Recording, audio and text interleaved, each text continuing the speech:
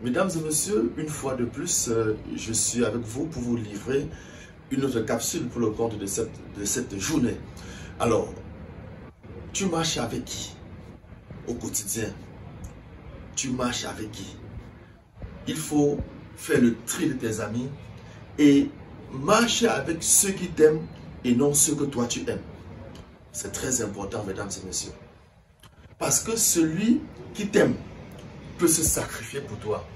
Celui qui t'aime peut combattre pour toi. Celui qui t'aime peut relever les défis avec toi. Alors que celui que toi tu aimes peut t'abandonner, peut te lâcher à tout moment. C'est la même chose même dans une relation amoureuse. Il faut épouser la personne qui t'aime et non celle que toi tu aimes. Parce que celle que tu aimes va t'abandonner pour épouser celui qu'elle aime. Et vice versa, hein, que ce soit l'homme ou chez la femme. Donc c'est très important de savoir avec qui marcher. Et c'est ce que nous explique dans une vidéo le pasteur Zui de la Côte d'Ivoire que je vous propose de regarder en intégralité et vous abonner sur notre page, notre chaîne YouTube Ascom TV.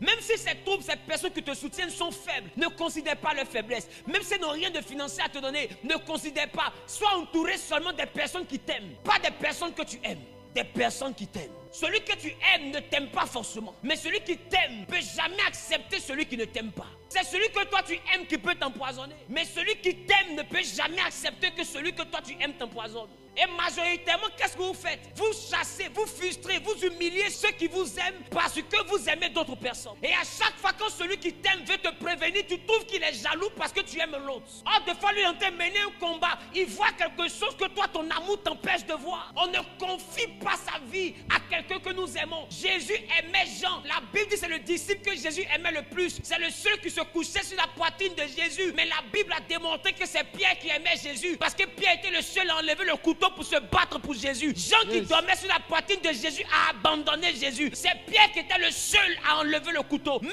quand il a régné Jésus, il a été le seul disciple à rentrer pour aller s'asseoir pour voir ce qu'on faisait au Seigneur. Quand le coq a chanté, il n'était pas loin du Seigneur. Malgré que les gens disaient qu'il a régné, mais il était le seul disciple qui était encore à quelques mètres de Jésus. Les autres l'avaient abandonné. Quand quelqu'un t'aime dans l'épreuve, il ne t'abandonne pas. Marche avec ceux qui t'aiment. Jésus n'a pas confié l'église à quelqu'un que lui il aimait. C'est Jean qui allait être la pierre de l'église. Mais il dit tu es pierre.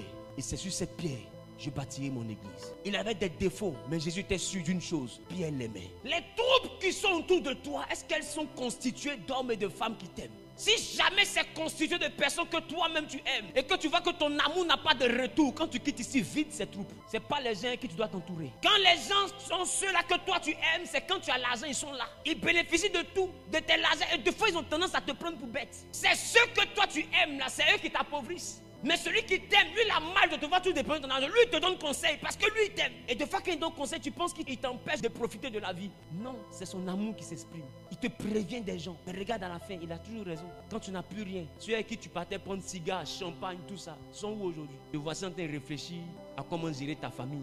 Toi seul. Dis à ton mari, ne méprise pas ceux qui t'aiment. C'est des gens qui t'aiment seulement qui peuvent aller mener ton combat. Regarde Jephthé. On dit si tu as la victoire, c'est toi seul tu seras chef. Mais ces hommes se sont battus pour ça. Moi je peux me battre pendant que c'est lui seul qui sera chef. Si quelqu'un ne t'aime pas, il ne se bat pas. Parce qu'il va se demander, combat ça là, il gagne quoi? Parce que quand on finit là, toi tu deviens chef.